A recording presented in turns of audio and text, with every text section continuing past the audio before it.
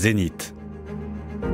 Et si le vrai vous n'avait jamais eu le droit d'exister jusqu'à maintenant?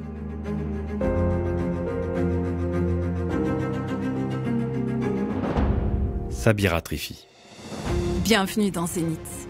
Zénith, c'est la rencontre du zen, l'esprit, et du hit, le corps en mouvement. Atteindre son zénith, c'est aligner votre être intérieur et votre vie extérieure pour exprimer votre vérité la plus haute. Je m'appelle Sabira Trifi, coach, mentor et fondatrice de Zénith. Ici, nous explorons comment libérer ce qui est déjà en vous et activer ce potentiel pour qu'il prenne toute sa place dans le monde. Chaque semaine, en solo ou avec des invités inspirants, je vous partage des clés, des perspectives et des expériences pour dépasser vos blocages, vous autoriser vos choix et incarner pleinement votre vision. Parce que tout changement durable commence à l'intérieur.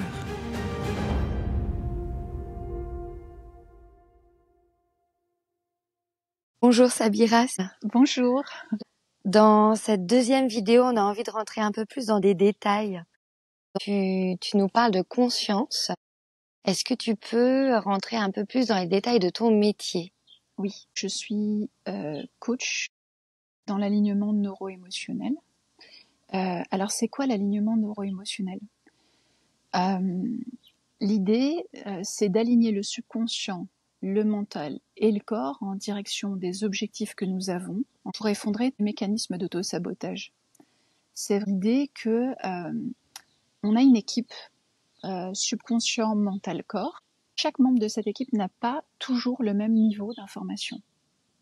Je te donne un exemple très concret. Au cabinet, il y a des personnes qui me disent « Mon objectif, c'est d'atteindre tel chiffre d'affaires à la fin de l'année. » Ce dirigeant se rend compte qu'il y a un plafond de verre. Il y a une limite intérieure.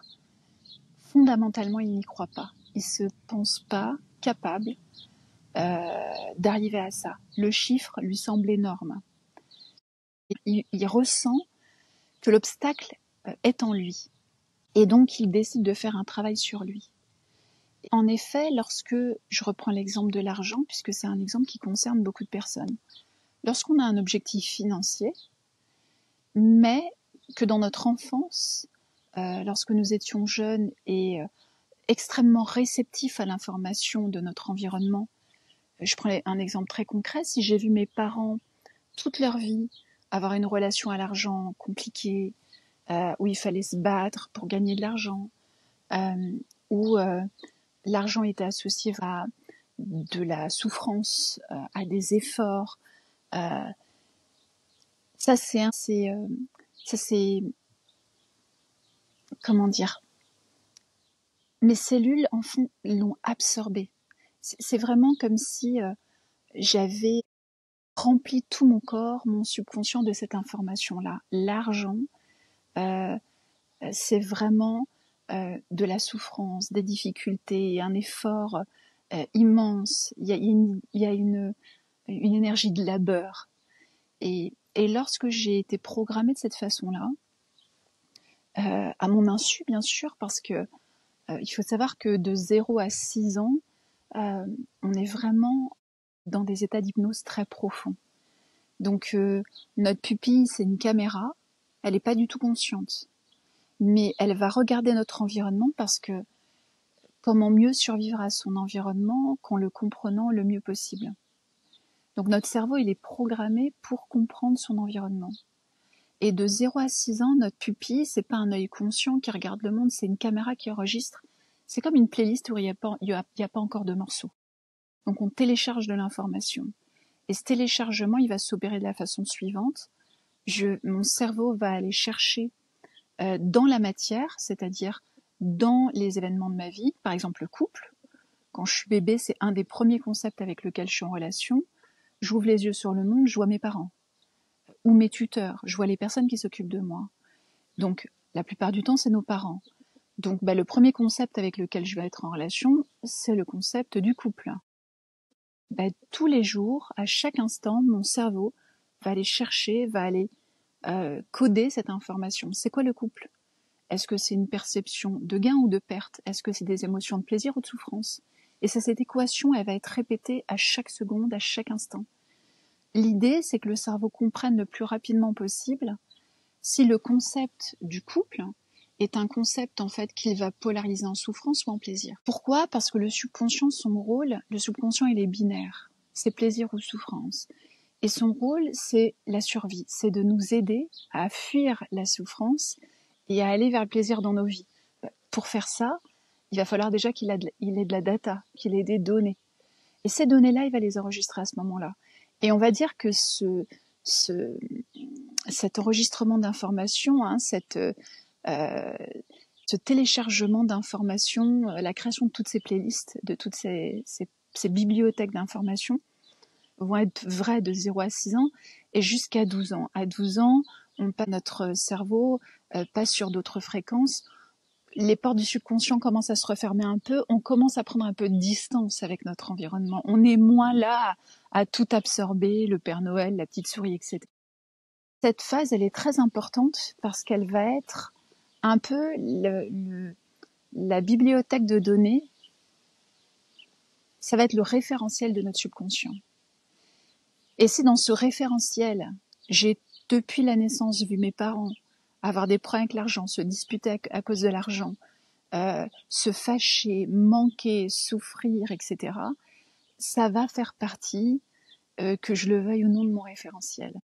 Pourquoi? Parce qu'en fait, ça a été enregistré à travers ma pupille, à travers cette caméra, dans mon subconscient, et aussi parce que je l'ai vécu. Mon corps a vécu la souffrance de mes parents. Quand mes parents, par exemple, se disputaient à cause de l'argent, parce qu'il n'y avait pas beaucoup d'argent et que mon père allait le jouer, ou parce qu'il n'y avait pas assez d'argent pour acheter les courses, en tant qu'enfant, on est relié à nos parents. Il n'y a pas de séparation. On ressent la souffrance de nos parents. Souvent, on ressent la souffrance abyssale de nos parents. Et cette souffrance, elle traverse notre corps. Et cette traversée du corps, cette information qui passe par le corps, elle va aussi permettre l'enregistrement de ces données.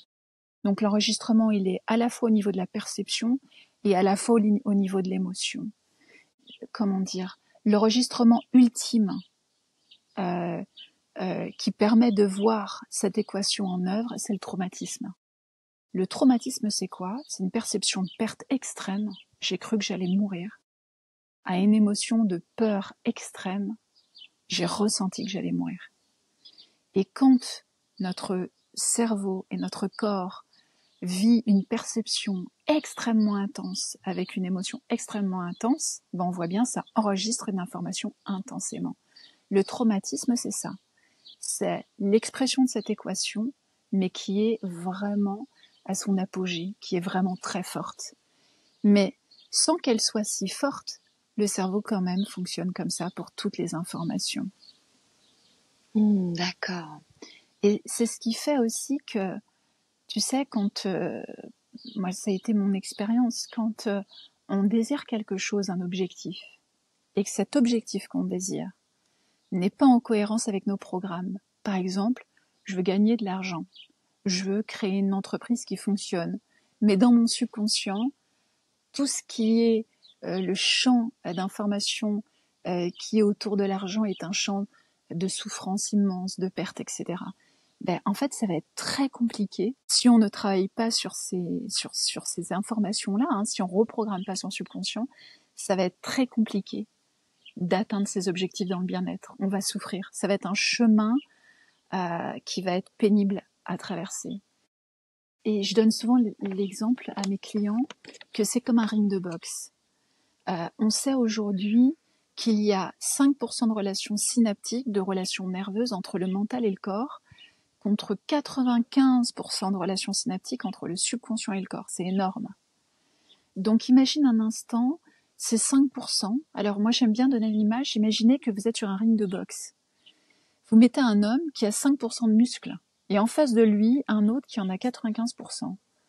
Bon, on peut toujours tenter le match, il n'y a pas de problème. Le match peut se faire, ça va être très difficile pour celui qui a 5% de muscles. C'est un peu, les dés sont pipés dès le départ. Mais c'est un peu ça. C'est-à-dire que si on aspire à quelque chose qui vient qui est à l'opposé de ce pour quoi on a été programmé, ça va être compliqué. Et c'est pour ça que tellement de gens, en fait, n'atteignent pas leurs objectifs parce qu'ils n'ont pas des programmes cohérents. Mais le problème, c'est déjà de pas atteindre ses objectifs quand ça nous tient à cœur, bien sûr. Mais c'est pas, je veux dire, à la limite, c'est pas la fin du monde. Ce qui est plus embêtant, c'est que comme on ignore ces règles-là, on s'en veut à soi-même. C'est-à-dire qu'on rajoute une couche. Et qu'est-ce qu'on se dit? Je suis nulle. De toute façon, je suis bonne à rien. Et on crée une relation à soi, on a un mépris vis-à-vis de soi, on est dans l'autodestruction, on finit par se détester. Et quand ça se répète comme ça dans plusieurs catégories de vie, dans le couple, on aimerait créer un couple qui soit satisfaisant, mais on n'a pas du tout les programmes. Donc, en fait, on n'y arrive pas. Ça s'opère aussi dans les finances, que ça s'opère aussi par rapport à son corps. On aimerait avoir une bonne hygiène de vie, mais en fait, on a été programmé pour mal manger, etc. On aimerait pouvoir se respecter, mais en fait, on est toujours en train de se dévaloriser.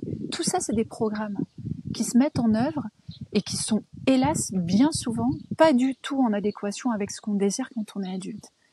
Et le problème, c'est que quand on n'y arrive pas, on croit qu'on est responsable. On se dit, je suis pas à la hauteur. Et en fait, on finit par avoir un regard sur soi tellement négatif qu'on en devient maltraitant. Et cette maltraitance va s'ajouter au programme. C'est-à-dire que ça va venir renforcer le programme, par exemple, du fait que je suis pas à la hauteur.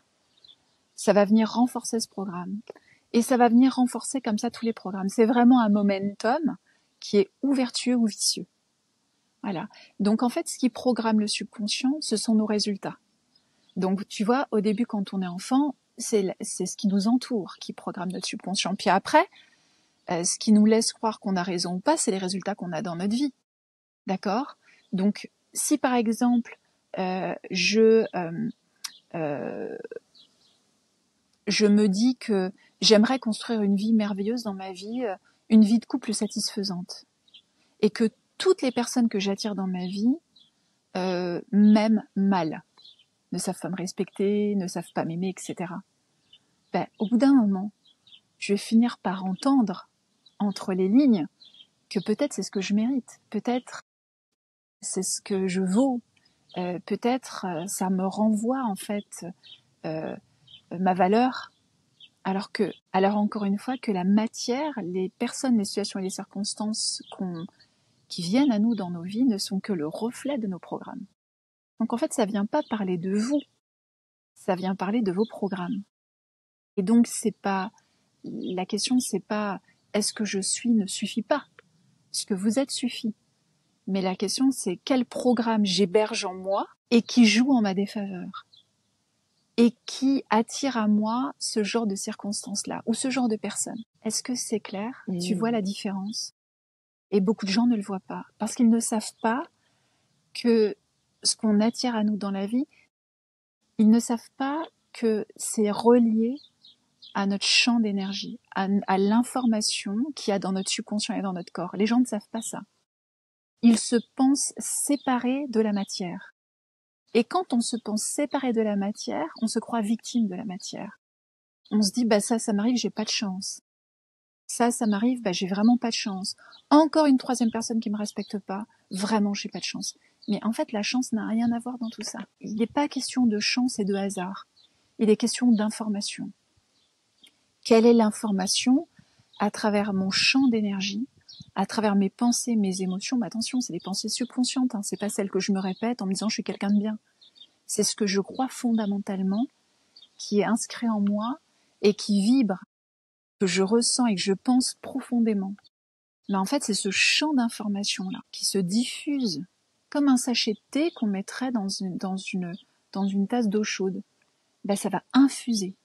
Là, nous, on est dans un champ d'énergie et on diffuse de l'information, on n'en est pas du tout conscient. Et cette information diffusée, c'est vraiment nos croyances profondes. C'est ce en quoi on croit fondamentalement. Et nos émotions. Et ça, cette information-là, elle va attirer à nous toutes les personnes, les situations, les circonstances qui vont créer nos expériences de vie. Et donc là, on a deux solutions.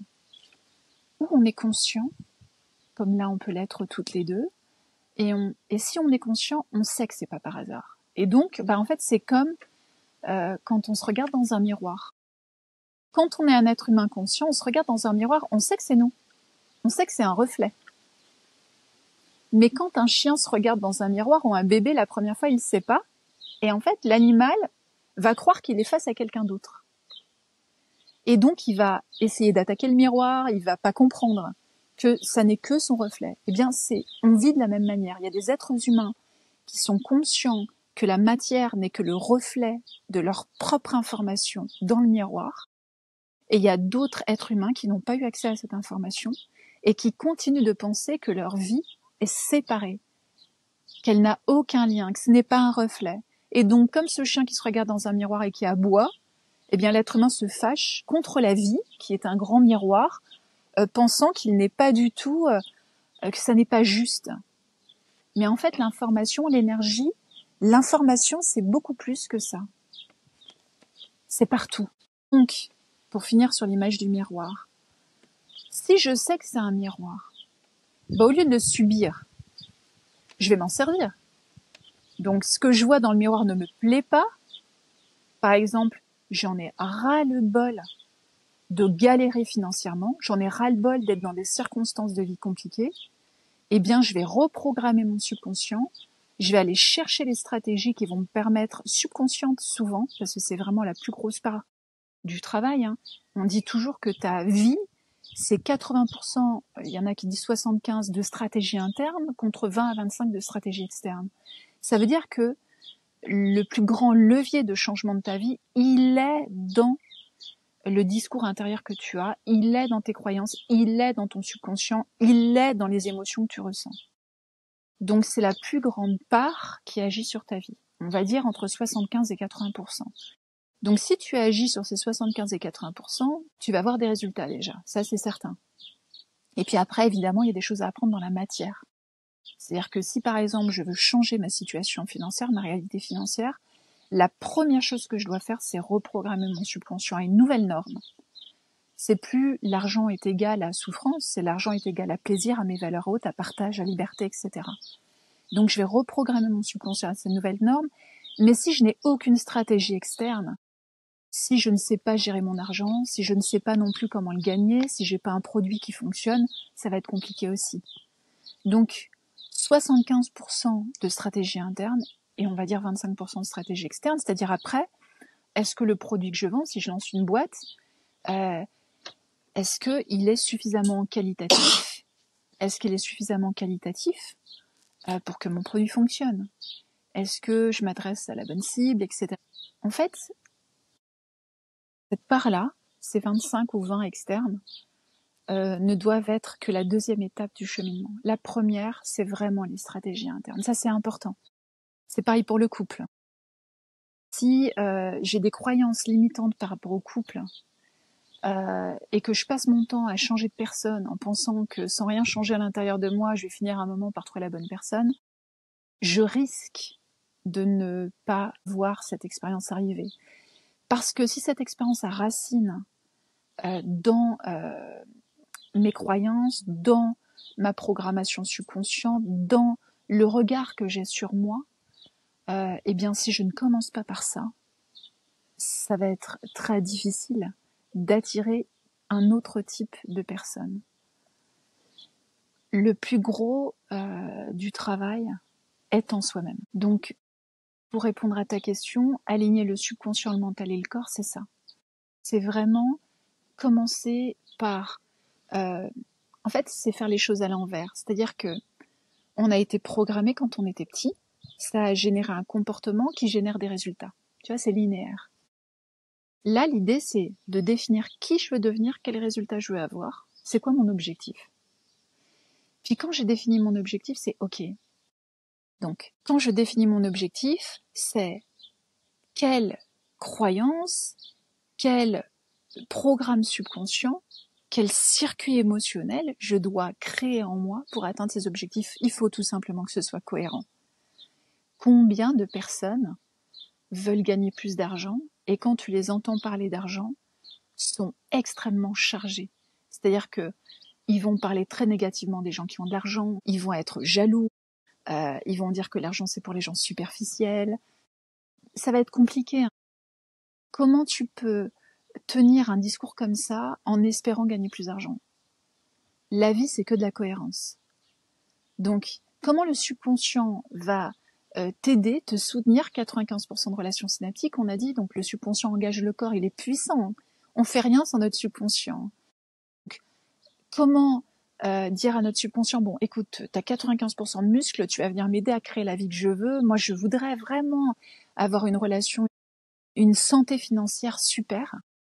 Si tu passes ton temps à dire du mal par rapport à l'argent, du mal des gens qui gagnent de l'argent, à avoir un discours qui, en fait, où tu parles de toi comme quelqu'un qui a des trous dans les poches, qui n'a jamais su gagner d'argent, qui n'est bon à rien. Si tu continues d'entretenir ce discours-là, ça va être très compliqué. Parce que ton subconscient, il comprend pas. Comment je peux accepter d'être un chef d'entreprise qui gagne bien sa vie quand j'ai associé dans le même temps les chefs d'entreprise qui gagnent bien leur vie à des gens superficiels, des gens qui n'ont aucun cœur, qui n'ont pas de valeur. Tu vois, il y a un problème de cohérence. Et l'alignement, c'est ça, en fait. Aligner le subconscient, le mental et le corps, par exemple, c'est ça. C'est créer de la cohérence. Comment je peux attendre de rencontrer un homme qui me respecte quand je me respecte pas? En fait, tout est comme ça. Et si tu regardes le monde dans lequel on vit, il n'y a pas grand-chose de cohérent. Il n'y a pas grand-chose de cohérent. Donc, l'idée, c'est de créer de la cohérence. Et c'est d'apprendre, en fait. Il faut apprendre. Je parlais, dans le premier épisode, d'apprendre les règles du jeu. JE. Comment je peux être une personne qui réussit sa vie si c'est mon ambition, genre réussir, je dis n'importe quoi. Comment je peux lancer ma boîte et avoir une boîte qui marche bien. Donc, pour une personne, ça va être ça, réussir sa vie. Prenons cet exemple-là. Et en même temps, avoir un discours, lorsque je parle de moi, qui est extrêmement négatif. Une personne qui serait tout le temps en train de se rabaisser, tout le temps en train de se sentir diminuée, avoir un discours intérieur négatif, ça va être compliqué. Donc, on a vraiment besoin d'apprendre les règles du jeu pour pouvoir générer plus de cohérence et donc plus de fluidité vers nos objectifs. Oui, tout à fait. On travaille sur l'inconscient, du coup. Sur l'inconscient, le subconscient. C'est ça. Le subconscient, c'est important. Le mental, parce que, tu sais, on dit il n'y a pas de vent favorable pour celui qui ne sait pas où il va. C'est important de savoir ce qu'on veut dans la vie. Alors, je l'ai dit dans le premier épisode, il y a des gens qui ne savent pas ce qu'ils veulent, parce qu'ils sont déconnectés. Et alors là, c'est vraiment important d'accepter ça. Je sais que c'est vraiment pas facile, mais de laisser de l'espace pour se retrouver. C'est-à-dire, on fuit le vide, on fuit son monde intérieur dans notre société, dans notre époque. On a tous des belles fuites, la réussite professionnelle, c'est très beau, puis ça tombe bien, c'est pile poil à la mode. La réalité, c'est que pour beaucoup, c'est une fuite en avant de leur monde intérieur. Il y a toutes sortes de fuites. Il y a la fuite dans les drogues, la fuite dans le sport, la fuite dans le travail, la fuite dans le couple, la fuite dans la sexualité.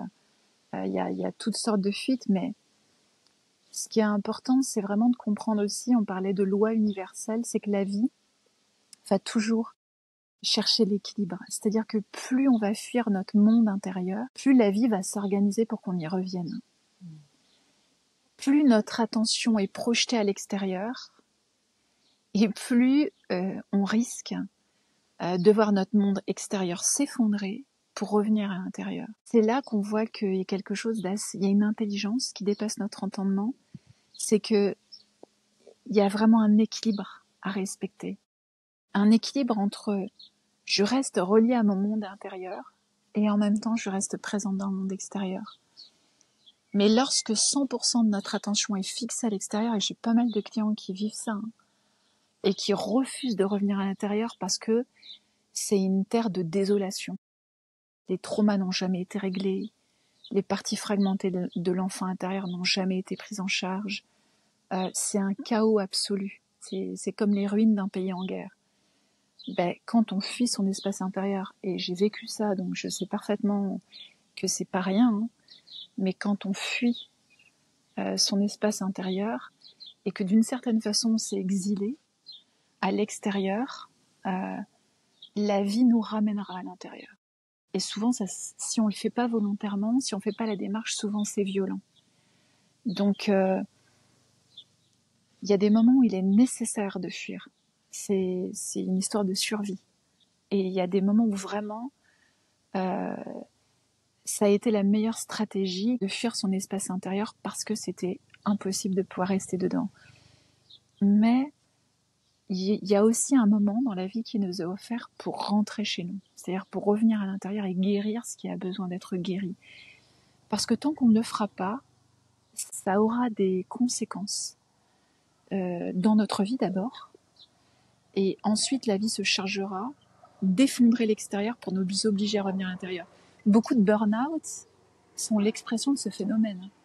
Des gens qui ont fui leur espace intérieur, qui se sont mis à 3000% dans le monde extérieur, dans leur travail, s'effondrent.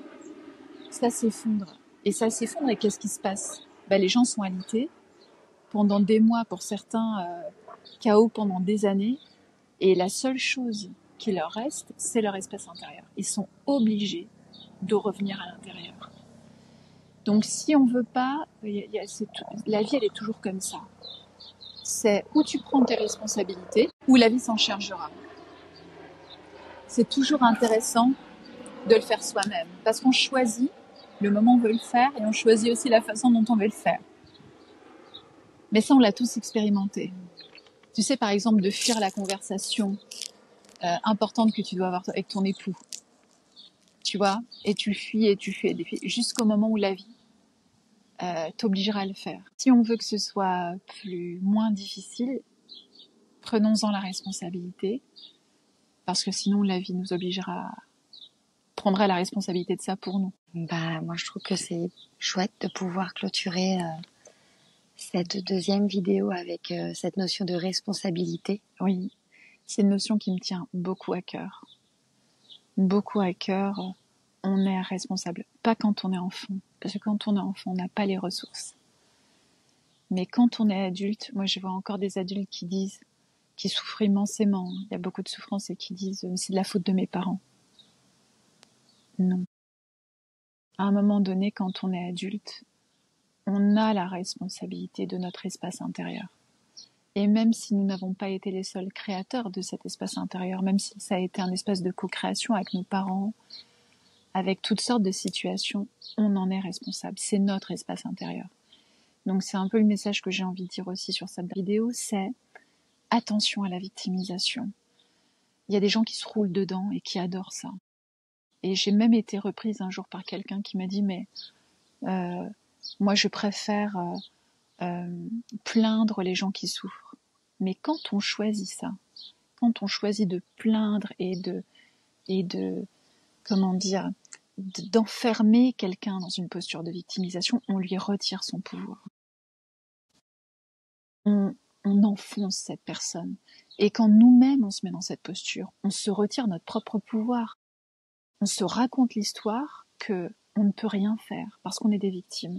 Et si on ne peut rien faire, alors oui, là par contre, ça risque d'être très difficile.